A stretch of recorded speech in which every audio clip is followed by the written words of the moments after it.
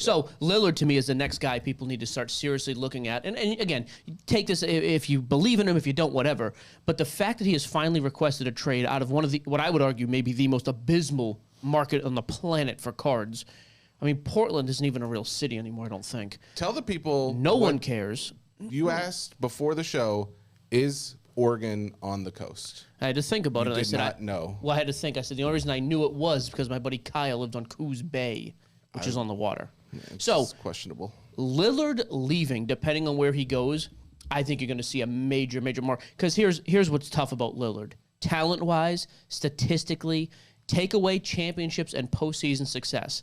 He is as good to me as Steph Curry, just about. He is the closest comp to Steph Curry that the league has. Wow. But Steph Curry has 4 rings, and he's on a dynasty-type team. Lillard has never had any postseason success at all because he's always been stuck in Portland. So I start to look at some of these guys, and in my head, what I go is, okay, where is he at now, price-wise, compared to some of his peers? Where could he be? So obviously the absolute ceiling, which he's not going to reach, but the ceiling for a guy like him, comparable position, comparable run aside from postseason, and again, I'm not comparing him to Steph in that region, because again, legacy-wise, it's not close, but his ceiling, right? Absolute perfect world scenario ceiling for him is Steph Curry. This guy goes to a contender and wins 2-3 championships in a row, just plays at an utterly insane level like he always has anyways. Where does that then put him? The floor to me for him is very low because, quite frankly, I feel like he's kind of at his floor now. He's going to play great no matter what. He plays great with and without help, mostly without help. So I don't think there's a ton of downside with a guy like Lillard, but I think there could be some huge upside. And I have not thought about many athletes this way in a while because, again, take into account the market still being down. We're going into the offseason. I look at Dame, though, and I'm like, dude, if this guy goes to the right team, all of a sudden it gets really weird for him. The right team, though, that's obviously the big key here. What are the teams that what's the teams that he wants to go to first? Yeah, so now we'll play rumor mill, right? The 2 teams that have been mentioned that he has spoken about were, and one made no sense. So Brooklyn was one. I don't understand the Brooklyn play. Unless I'm just missing it, and again, it's very possible that I am, that Brooklyn has enough to bring in him and another max guy. But if not, like Brooklyn to me is the same situation he's at in Portland. He has some nice players around him. I mean, you could argue that roster's better. I don't really know either roster all that well. Yeah. But they barely made, I think they were the 8th seed, 7th seed in the West? I mean, in the East, rather. I can look it up. I thought they had a play-in game at one point. I thought they played in a play-in game last year and lost. But like him going to Brooklyn to me does nothing, unless they're going to bring in somebody else to play with him. Maybe they will. Where'd they finish? Whenever you're pulling, they were 7th. So they lost to Atlanta in the play-in game then, because Atlanta won. Is that right? 2022. Oh, I always forget the bracket it's actually 2023. I apologize. Who was they the were 8th seed? 6th. Oh, they were the 6th. So they lost 2 games in a row. They lost to Philadelphia. Oh, I'm stupid. That's right. They went in as a 6th seed. Yep. They get swept by Philly? 4-0. Yep. Yeah. They did. What Dame on that team? What does it do for him? Like for that legacy for the team next year? Nothing to me. I have no excitement over him going to Brooklyn unless it's with another player. But do you ever think about it in the terms of, this comes from the guy who's not as into the sport as guys listening to this are, but I think a lot about the things behind some of these decisions. Is not always like the winning side of it, but maybe the money side of it. But it can't be that with him. He's got the Supermax in Portland.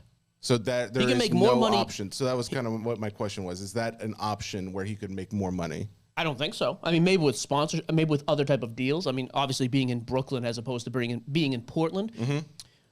But at this point with him, he's already made a ton of money. Why are you leaving? And I don't think he's that type of guy, but that's why Brooklyn to me made no sense. The other team he mentioned, though, is Miami, and they keep Jimmy Butler. I'm curious if in those scenarios they also keep Bam Adebayo. I don't know.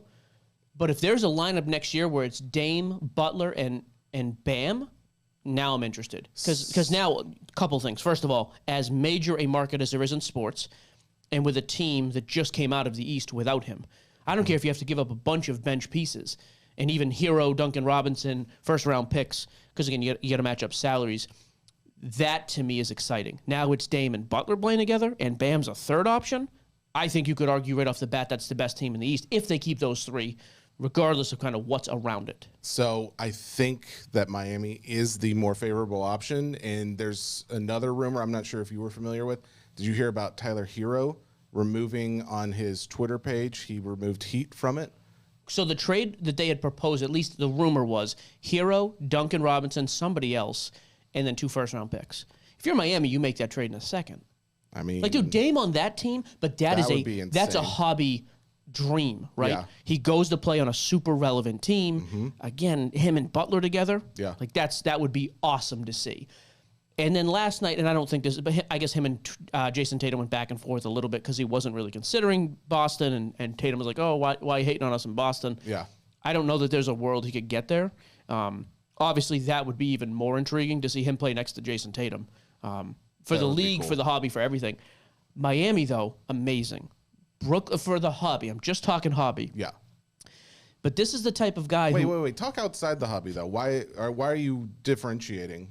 Well, because Miami just went to a championship and Brooklyn's barely a playoff team. Yeah, no, but I mean, still, they didn't win that championship, obviously. So do you not think that would still better them? They would still be in a better position? Who? Miami. Like if they That's what I'm saying. I think if they add Dame, they have as good a shot as anybody to win. So that's my point, is that though it's not just a hobby, this is like all together, it would be great. Yeah. Okay. Everything, if he goes to Miami, changes. If he goes to Brooklyn, I think very little does. Yeah. Like, I don't think that Brooklyn team with him in the current roster, again, I don't know that they're pulling in another superstar. Maybe they do. But if they're not, him on that roster as it's made up, you're not better than Brooklyn. I mean, you're not better than Philly. You're not better than Milwaukee. You're not better than Boston, in my opinion. You're probably not better than Miami, even without him. So, yeah. Like, that's what I mean. What is him going to Brooklyn? Do they now win a series? I mean, let's go crazy. Okay, they win, which would be great. Even to see him just win a series, which he hasn't done in a few years, would be cool. But to see him on a team that's legit competing for a championship, because that's when it gets weird for Dame, is he's done all these great things statistically, one of the best shooters I've ever seen outside of Steph, can score as good as anybody I've ever seen, just about, and now he gets a ring. That's what I'm talking about, legacy type, crazy talk type stuff, where now he starts shooting up people's all-time lists. And maybe it's the start of a dynasty where he goes, again, we're talking fantasy world. So, yeah. But I just think it's weird because we've seen that with a couple guys now. Beal and Porzingis. Lillard is a much bigger star than either of those guys. If he moves, when he moves, depending on where he goes, this could be a real win for the hobby, which would be nice. Well, as always, the hobbies usually reacts to the news, the sizzle, and not the meat so much sometimes. And so in this case, he's already jumped quite a bit. Like on June 25th, just call it his base 2012 Prism PSA 10 sold for $223. As of when was that? What was the date? That was the 25th. So June 25th, about a week ago. The July 2nd, so yesterday, that card sold for $395. Nice little jump, $223 to $395 in the course of a week's time. So, and there was another sale at $310. Yeah, I was gonna say that's a little. Up to $395. I mean, these are sales that. But on the 28th, he sold for $275. I mean, yeah, that's what I know. He went from 223, then up to 250, then 275. I see. 310, 395. It's just been and then 350 today as well.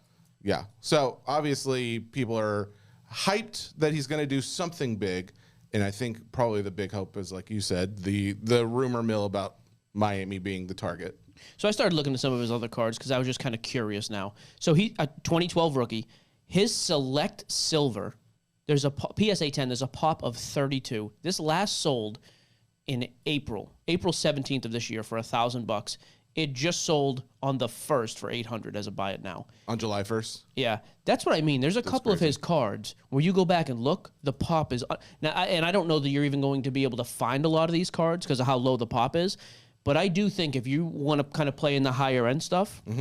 Some guys don't, no problem. The dollar box, great. I'm not knocking the low end stuff either because I think it's fantastic.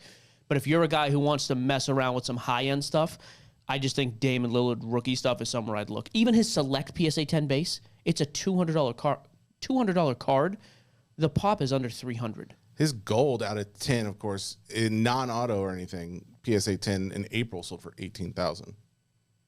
Yeah, see, that's a card most people can't touch. I don't even know if you'd be able to find it right now. But I just look at some of his stuff.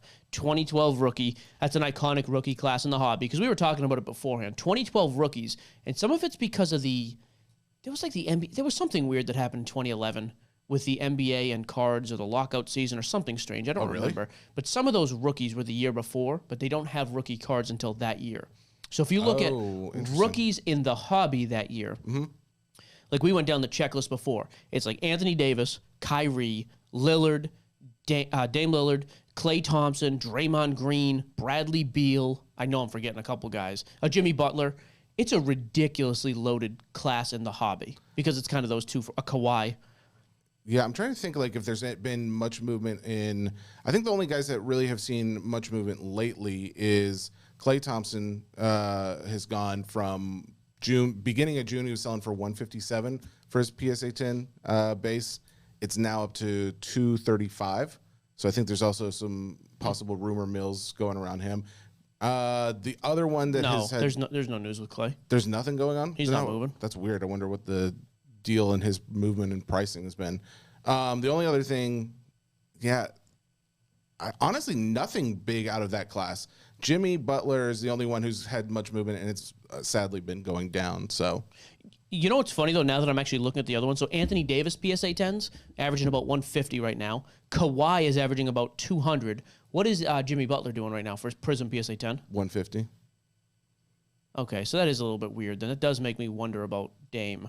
I mean, I like his pricing, but the fact that he's double Kawhi, he's double Jimmy, he's double all these guys already. It's too much. I think he's probably one. Maybe we missed the boat already. Give it a little bit of time to settle. Because, again, as soon as the news happens, we're probably going to see even more of a spike.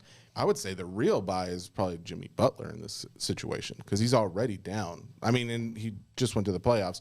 Granted, he's going to come down, but if those he are the moves two. over there. If he goes to Miami, those are the two guys. I would obviously let some time pass before I go out. But I just think Lillard moving to a contending team, if that happens, is going to be a big win for his rookie stuff. Okay. I think it'd be cool to see.